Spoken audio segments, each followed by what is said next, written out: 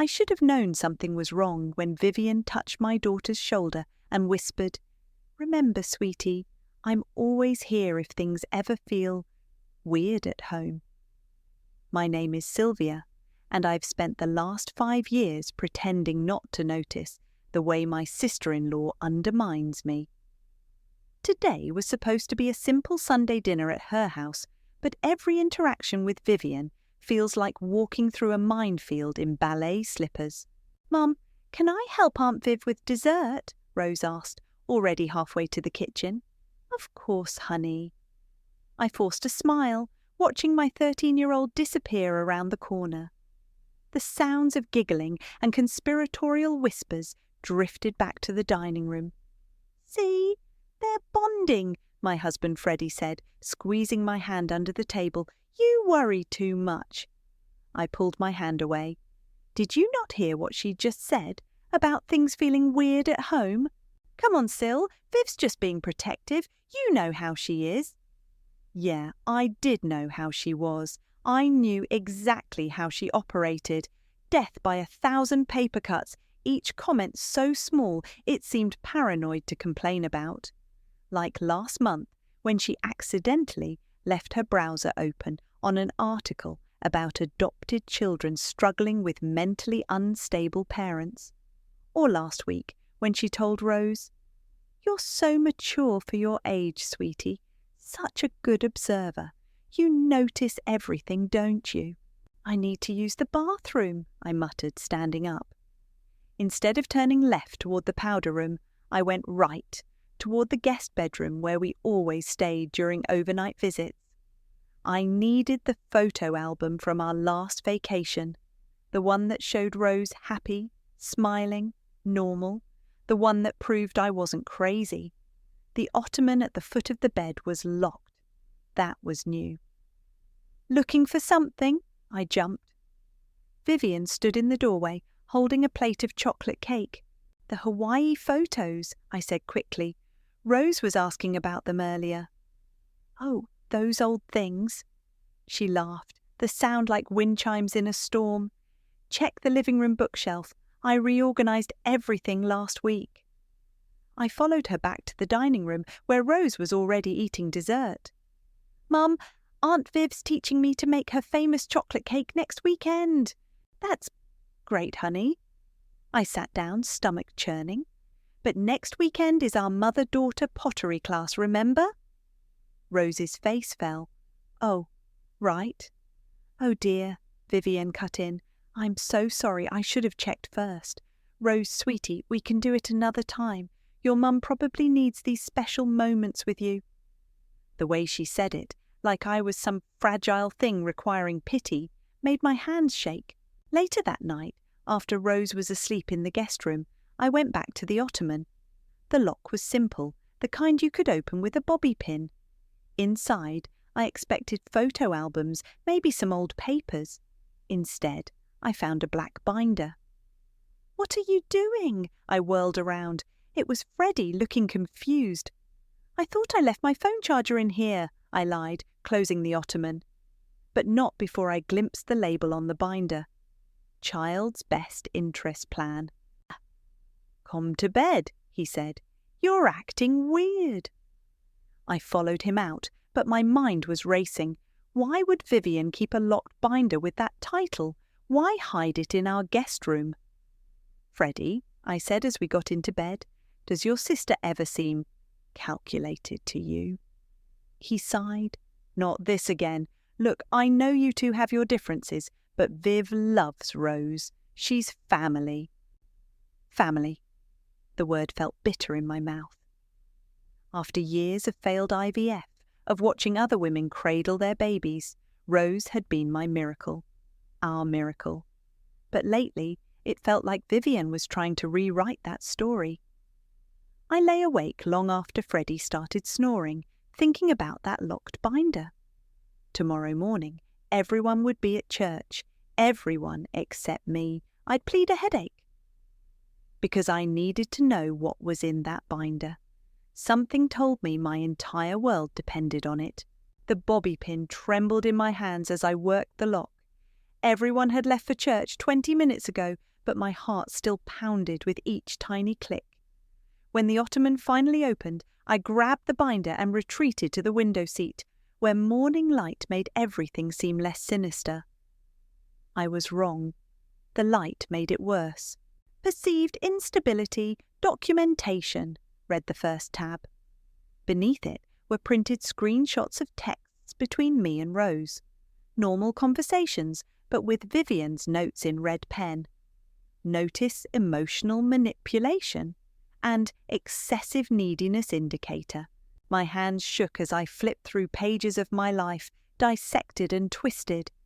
There were photos of me looking tired after work, labelled signs of depression, a log of every time Rose had called Vivienne after we argued, even my medical records. How did she get those? With my fertility struggles and therapy sessions highlighted in yellow. My phone buzzed, making me jump. "Everything okay?" Freddie's text read. "Rose was worried when you didn't come to church." I typed back. "Just a migraine. Better now. Love you both." The next section was labelled Incident Reports. I recognised dates of normal family conflicts, but they read like criminal accusations. The time Rose slammed her door during an argument about her phone usage became violent response to maternal authority. The day I cried while watching Rose's school play was logged as emotional instability in public setting.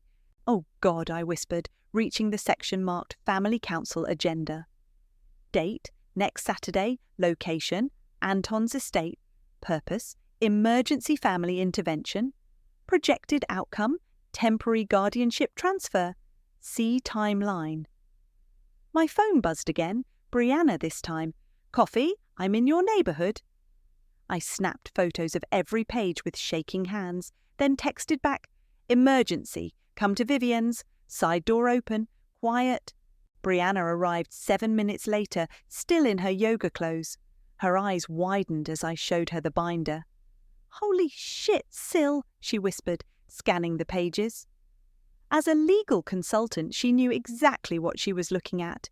This is methodical. She's building a case for custody." "She's making me look crazy," I said, voice breaking. "And Rose. Oh God, what has she been telling Rose?" Brianna grabbed my shoulders. "Listen to me. We're going to document everything. I'm taking photos too. Backup evidence. Then you're going to put this back exactly as you found it." "Should I confront her?" "No," Brianna said firmly. "She spent years building this narrative of you as unstable. If you confront her, you'll play right into it." I heard cars in the driveway. "They're back."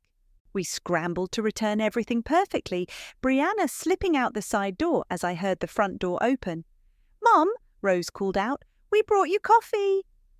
I walked out, forcing a smile. Vivienne stood behind my daughter, hand on her shoulder again. Always touching, always claiming. "Feeling better?" Vivienne asked, concern dripping like honey. "Rose was so worried. Weren't you, sweetie?" "Yeah," Rose said. "Aunt Viv said sometimes people need space when they're not feeling well. That's why you didn't come to church, right?" The hidden meaning was clear. Mommy's having one of her episodes. "Just a headache," I said lightly. "Nothing serious." "Well," Vivienne smiled, "we're having a little family gathering next weekend at Dad's. Something important to discuss. You'll come, won't you?" "Next Saturday. The council meeting." "Of course," I said, matching her smile. "Wouldn't miss it." Later, after they left, I found a new text from Brianna. "Check your email. Sent you custody laws and documentation requirements. We're going to turn this around on her. Trust me." I opened my laptop, then stopped. Something was nagging at me. I went back to the photos I'd taken, zooming in on the timeline section. There it was, in Vivienne's neat handwriting. Phase 1, documentation, complete. Phase 2, family council. Phase 3, temporary guardianship. Phase 4, projected custody timeline. And at the bottom, a single line that made my blood run cold. Guardian in transition, Vivienne Fowler, target date, Rose's 14th birthday. That was 3 months away. I've been so silly, worrying about everything, I told Freddie over breakfast, watching his face relax at my words. Maybe I should talk to someone again, about my anxiety. Really? He looked relieved, squeezing my hand. That's great, Sil. I'll tell Viv you're working on things. Perfect. Let him tell her. I spent the next few days playing my role carefully. When Vivienne called to check in, I let my voice quiver just slightly. When she suggested taking Rose shopping for the weekend gathering, I agreed without protest. You're sure?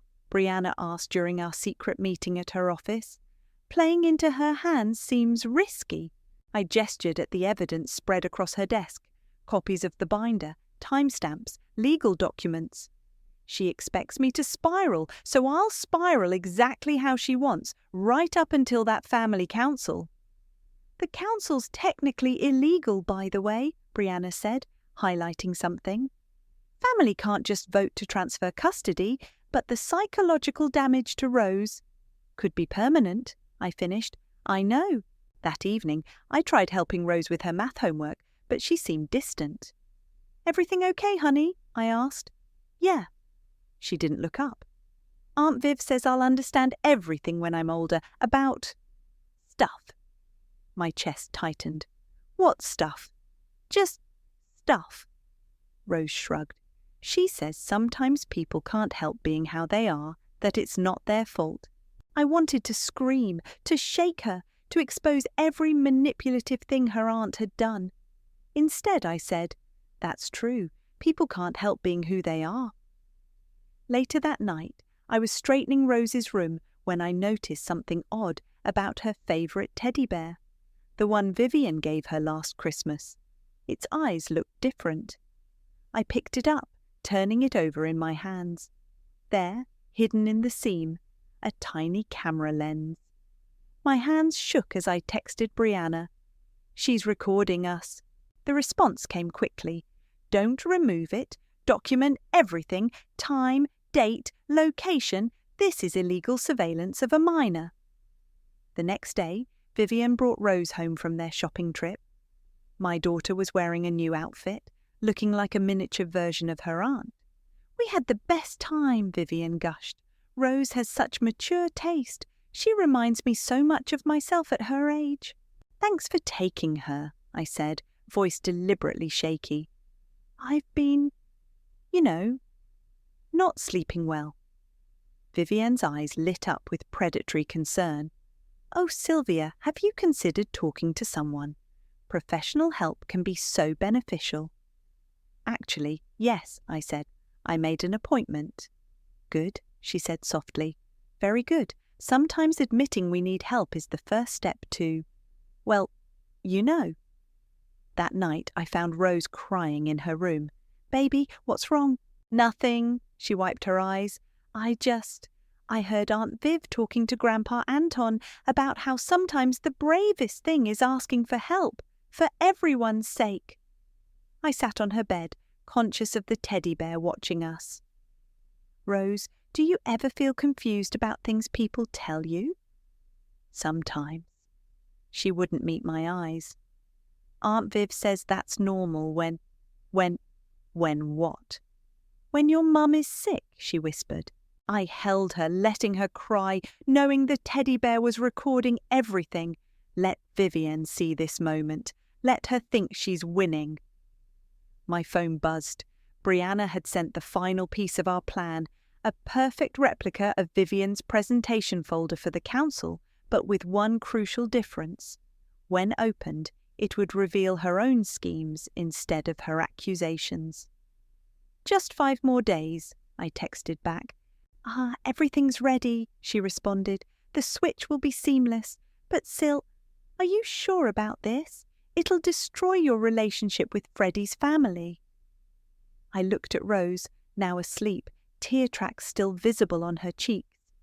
Then at the teddy bear, its hidden camera watching us like a predator in the dark.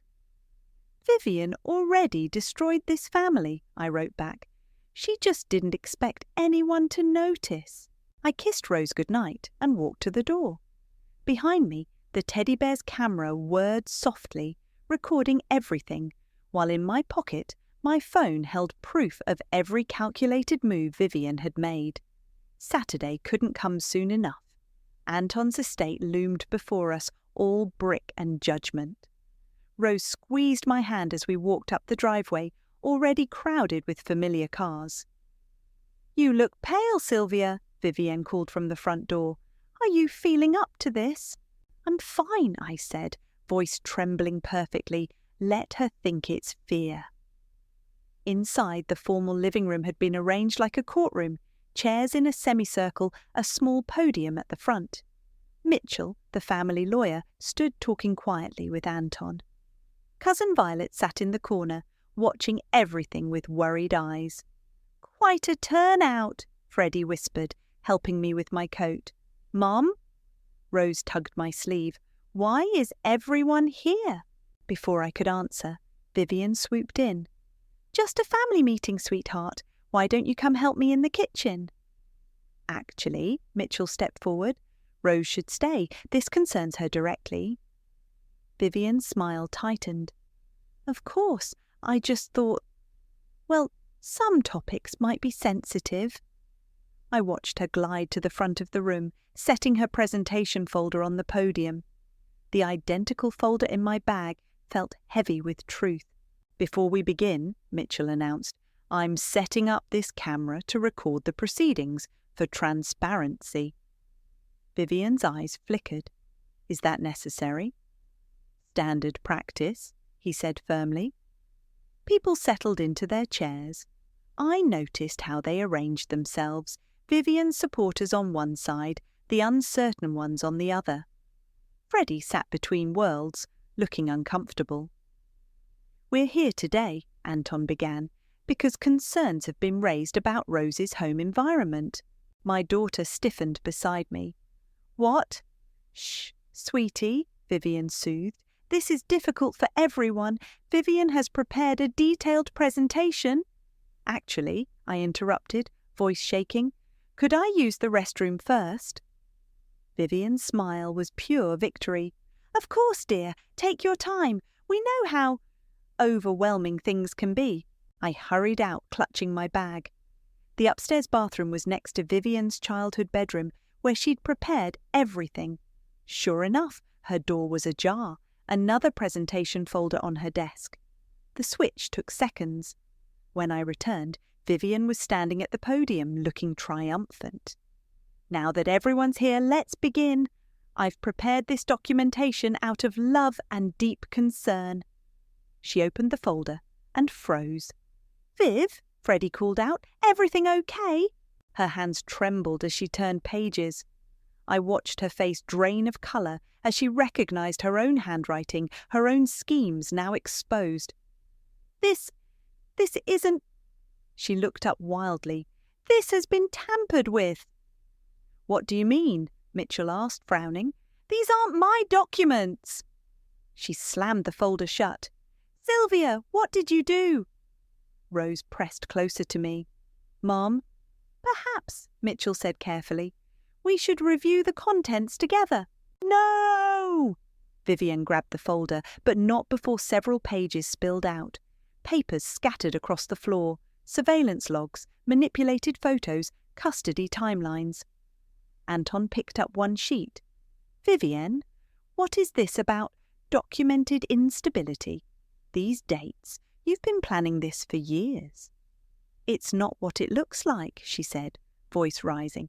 "I was protecting Rose. Sylvia isn't well. She's manipulative. She's—" "Recording a minor without consent," Mitchell held up a paper. "This log mentions hidden cameras. That's a felony, Vivienne." The room erupted in whispers.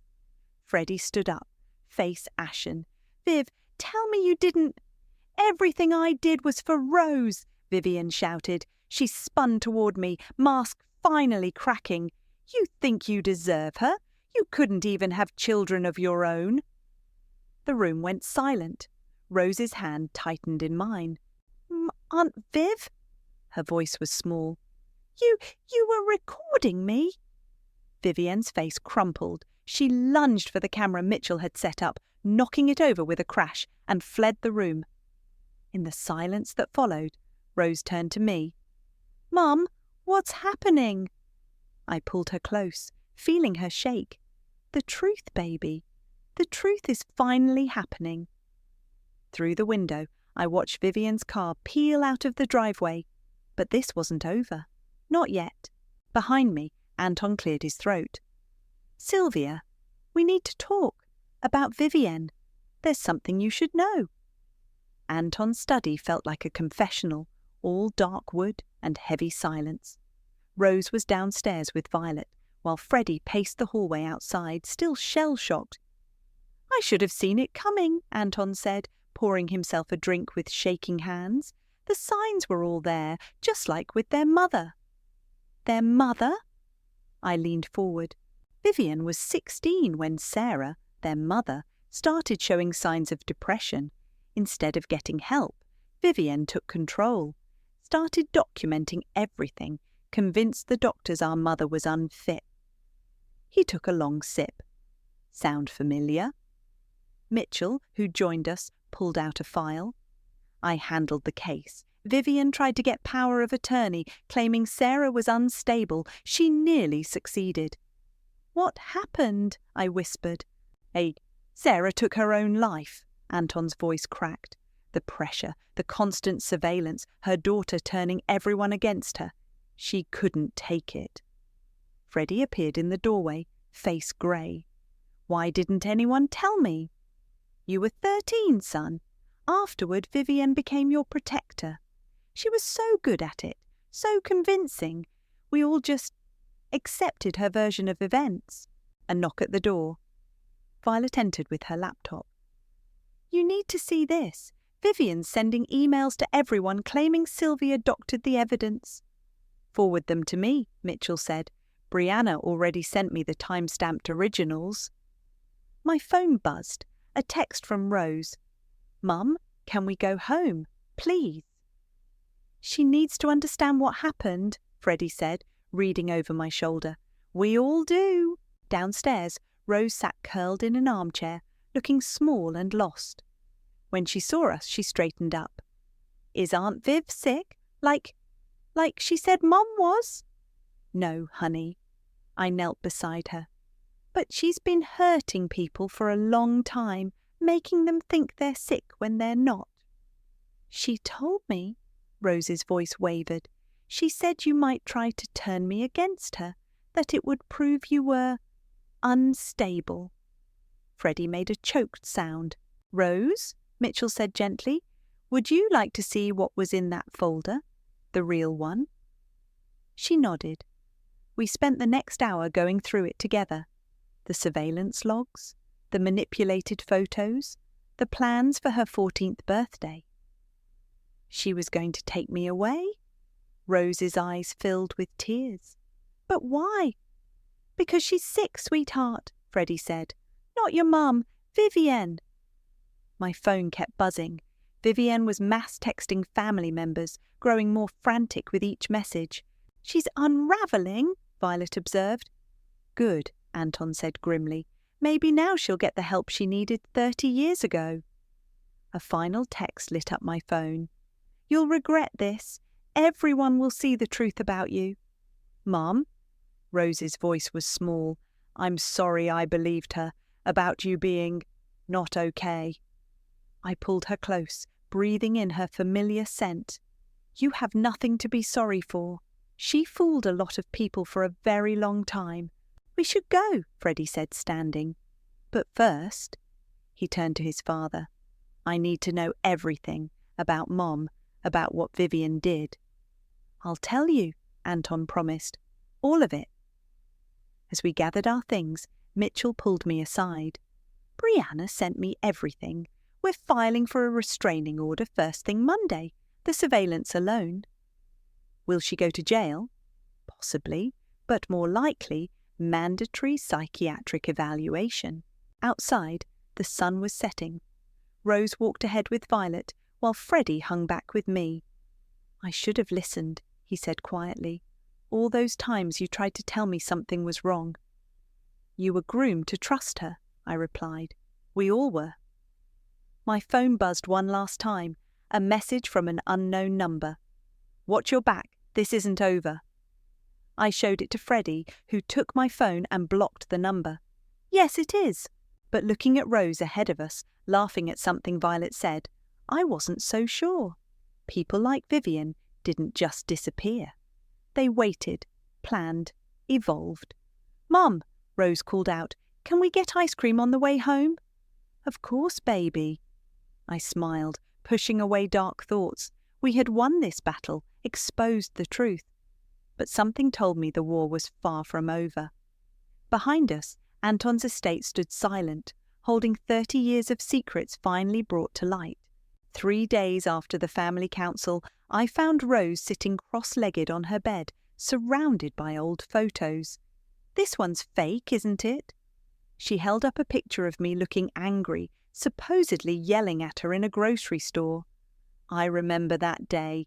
You weren't even there. I was with Aunt Viv. Yeah, baby, that one's fake. She photoshopped a lot of these, Rose's voice cracked, to make you look bad. I sat beside her, picking up another photo. This one showed me crying at her school play, the moment Vivienne had labelled as emotional instability in public setting. I was crying because you were beautiful as Alice in Wonderland, I said softly. Every parent was crying. The doorbell rang. Freddie answered it downstairs, and soon I heard Brianna's voice. Rose, I said, why don't you go help your dad make lunch? I need to talk to Brianna. Once Rose left, Brianna spread papers across my bedroom floor. Vivienne's been busy. She's filed complaints with Child Protective Services, called Rose's school counsellor, even contacted your old fertility clinic. What? She's trying to build a new case, different angle. Brianna held up a document. She's claiming you had a psychotic break and fabricated everything to discredit her. My hands shook. Can she do that? No, we have too much evidence. But, Brianna hesitated, she's convinced some people. Your neighbour Martha filed a statement saying she's seen concerning behaviour. Martha? But she's watched Rose after school for years. Vivienne's persuasive, and she's targeting people who don't know the whole story. A crash from downstairs made us both jump. We rushed down to find Rose standing in the kitchen, phone in hand, face pale. Rose, I reached for her. What's wrong? Aunt Viv sent me this. She held out her phone.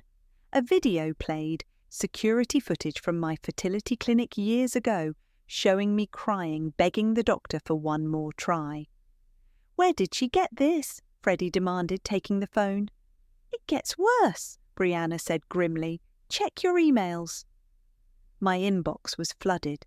Vivienne had sent the video to everyone, family, friends, Rose's teachers. Her message read, see the instability, the desperation. This is who's raising my niece. I'm calling Mitchell, Brianna said, already dialing. This violates medical privacy laws. Rose touched my arm. Mum, were you really that sad about not having a baby? Yes, I admitted, but then we found you, and everything made sense. You were always meant to be my daughter. Vivienne says, Rose swallowed hard, she says you only adopted me because you were desperate. That real love isn't built on desperation. Freddie slammed his hand on the counter. That's enough! Rose, what your aunt is doing, it's abuse. She's trying to hurt us because she can't control us anymore. Like she hurt Grandma Sarah? Rose asked quietly. The kitchen went silent. Yes, Freddie finally said, exactly like that. My phone rang. Anton. Sylvia, turn on the news. We crowded around the TV. There was Vivienne standing outside the courthouse speaking to reporters. I'm filing for emergency custody of my niece, she was saying, to protect her from a deteriorating home situation. Turn it off, Brianna snapped. She's violating the restraining order just by doing this. But Rose was already running upstairs. I found her in her room, pulling the teddy bear apart at the seams. Here, she said, holding out the tiny camera. I want it gone. I took it, this small piece of plastic that had recorded so much pain. "We'll get through this, Rose, I promise." "I know." She looked up, eyes fierce. "Because she's lying about everything, about you." Downstairs, I could hear Brianna and Freddie talking legal strategy with Mitchell on speakerphone. But here, in this moment with Rose, something shifted. The fear started turning to anger. "Mum," Rose asked, "can we make a video too? Tell our side?" I thought about Vivienne's performance at the courthouse, about all the secrets she'd twisted into weapons. "Yes," I said. "It's time everyone knew the truth, the real truth." Because sometimes the only way to fight a story is with a better one. And our story, of love, of choice, of fighting for family, was better than anything Vivienne could fabricate. We just had to be brave enough to tell it. The courthouse steps were crowded with reporters when we arrived. Vivienne stood at the top, perfectly poised in a navy suit, playing her role of concerned aunt to perfection. "Ready?" Brianna squeezed my hand. "Wait," Rose said, straightening my collar. "You look beautiful, Mom." Mitchell met us at the entrance. "Vivienne's in for a surprise. The judge reviewed the evidence this morning, including the illegal surveillance footage." Inside, the hearing room was packed. I spotted Martha, my former neighbour, avoiding my eyes. Several of Rose's teachers sat together, looking uncertain. Anton and Violet sat in the front row, while Freddie took his place beside me at our table. "All rise," the bailiff called. Judge Peterson, a stern-faced woman in her 60s, studied both parties. "Before we begin these proceedings, I have some concerns about the evidence submitted." Vivienne's lawyer stood. "Your Honour, my client has extensive documentation." "Yes," the judge interrupted, "including illegally obtained surveillance footage of a minor. Miss Fowler, are you aware that's a felony offence?" Vivienne's perfect mask cracked slightly. I was protecting my niece. "By recording her in her bedroom?" Murmurs rippled through the courtroom. Rose's teachers exchanged shocked looks. "If I may," Mitchell stood. "We have additional evidence of long-term psychological manipulation, including documented incidents spanning 30 years. "Objection!" Vivienne's lawyer called. "Overruled." Judge Peterson nodded to Mitchell. "Proceed." Anton took the stand first. His testimony about Sarah, about Vivienne's pattern of control, brought tears to many eyes. Freddie testified next, describing how his sister had manipulated him since childhood. Then it was my turn. "Mrs. Fowler," Mitchell began, "please tell us about the binder you discovered." I described everything: the surveillance, the doctored photos, the planned family council. With each word, I watched Vivienne's supporters shift uncomfortably. "And Rose?" Mitchell asked. "How has this affected her?" I started, but a small voice interrupted. "I want to speak." Rose stood up. "Please, Your Honour, I need to say something." Judge Peterson studied her. "Are you sure, young lady?" Rose nodded. Walking to the stand, she looked so grown up, so brave. "Aunt Vivienne told me Mum was sick," Rose began.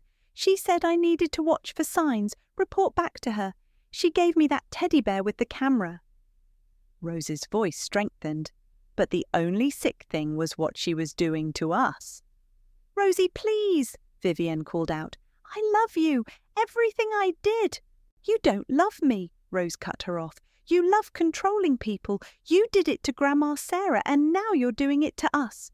But Mum—" She looked at me, eyes shining. "Mum loves me enough to let me be myself." Silence fell over the courtroom. Judge Peterson removed her glasses, fixing Vivienne with a hard stare. "Miss Fowler, I've seen many custody cases, but rarely have I seen such calculated manipulation and disregard for a child's well-being." She shuffled her papers. "I'm denying your petition for custody. Furthermore, I'm issuing a permanent restraining order protecting both Rose and her parents." "No!" Vivienne stood up. "You don't understand. I'm the only one who sees the truth. Remove Miss Fowler from my courtroom, the judge ordered, and contact the district attorney's office. These surveillance charges need to be addressed. As bailiffs approached Vivienne, she locked eyes with me. This isn't over, Sylvia. It will never be over. Yes, it is, Rose said firmly. Goodbye, Aunt Vivienne. We watched them lead her away, her perfect mask finally shattered completely. Outside, reporters swarmed us, but Mitchell held them back. Martha approached, tears in her eyes. Sylvia, I'm so sorry. She told me such convincing stories. It's what she does, I said simply. Rose tugged my sleeve. Can we go home now? I'm tired of courtrooms and cameras and people watching us. Of course, baby. I hugged her close. As we walked to the car, Freddie took my hand. You know what Rose said in there, about letting her be herself? He smiled. That's why you're an amazing mother. You don't try to control her. You just love her. Speaking of love, Rose said, can we get ice cream again? We laughed, a real free laugh that echoed off the courthouse walls. Behind us, I could hear reporters talking about Vivienne's pending criminal charges, but I didn't care anymore. We had won. Not just the case, but something bigger. We had won our truth back. Mum, come look at this, Rose called from the living room. I found her cross-legged on the floor, surrounded by craft supplies and photos. What's all this? My therapy project. She held up a photo, one of the fake ones Vivienne had created. Miss Diana said I should make a truth book. See? She pointed to where she'd written lies in red marker across the doctored image, then showed me the real photo next to it. That's beautiful, honey. The doorbell rang. Freddie answered it, letting in Violet and Anton. Oh, Uncle Mitchell called, Violet announced. Vivienne took the plea deal, mandatory psychiatric treatment, no contact order, and she has to stay 200 miles away. Where will she go? Rose asked, not looking up from her project. Your aunt has a lot of healing to do, Anton said gently, just like we all do. I watched Rose carefully arrange another photo, this one of us at her adoption ceremony. Does it still hurt? She asked suddenly. When you think about Grandma Sarah. Anton sat beside her, picking up the photo. Every day, but seeing you and your mum together, it helps heal something in me too. The front door opened again, Brianna arriving with takeout. Family dinner, she called out, and I brought something else. She pulled out a newspaper. They ran the story, the real one. I scanned the headline, Family Manipulation Scheme. Exposed, a story of love triumphing over control. They interviewed your teachers, Brianna continued. Martha too. Everyone's finally speaking up about how Vivienne approached them, tried to turn them against you. Can we not talk about her? Rose asked. I'm tired of her taking up so much space in our heads. You're right, Freddie said, helping set out the food. Let's talk about your science fair project instead. Rose's face lit up. I got an A. Ms. Reynolds said my presentation on emotional manipulation in family systems was really brave. That's my girl, I smiled, using the hard stuff to help others understand. We gathered around the dinner table, not just our immediate family, but the chosen family who'd stood by us. Violet arguing playfully with Brianna about pizza toppings, Anton showing Rose old photos of her dad as a kid, Freddie finally laughing freely, the weight of his sister's influence lifting. Oh, Rose jumped up. I forgot to show you the last page of my project. She ran to get her truth book, flipping to the final page. There, she'd created a collage of recent photos, all of us at the park, having ice cream, normal family moments. Across the top, she'd written, Real love doesn't need proof. That's perfect, Freddie whispered. My phone buzzed. A text from Mitchell. Final paperwork filed. It's officially over. But looking around our dinner table, I realised something. It had been over the moment we stopped letting fear control us. The moment we chose truth over performance, love over possession. "Mum," Rose touched my arm, "can you help me with something after dinner? I want to make copies of my truth book for the school counsellor's office." "Of course, baby. And maybe," she hesitated, "maybe it could help other kids who have someone like Aunt Vivienne in their family." Anton wiped his eyes. "Sarah would be so proud of you, Rose, of all of us." "Hey," Violet called out, "who wants to see the embarrassing video of Freddie at his 5th grade talent show?" "Oh God, no," Freddie groaned while everyone laughed. I watched my daughter join in the teasing, her smile genuine, her eyes clear.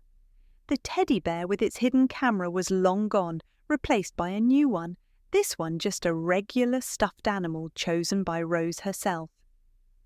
"You okay?" Freddie asked quietly. "Better than okay," I replied, because this was what victory really looked like. Not just winning in court, but winning back our peace, our laughter, our truth. Rose caught my eye across the table and smiled, that special smile we'd always shared, the one that said, "You're my mum," without needing words. No hidden cameras could capture that kind of love. No manufactured evidence could break it. Sometimes karma comes with thunder. Sometimes she just hands you the truth and lets you decide what to do with it. We had chosen love, and that made all the difference.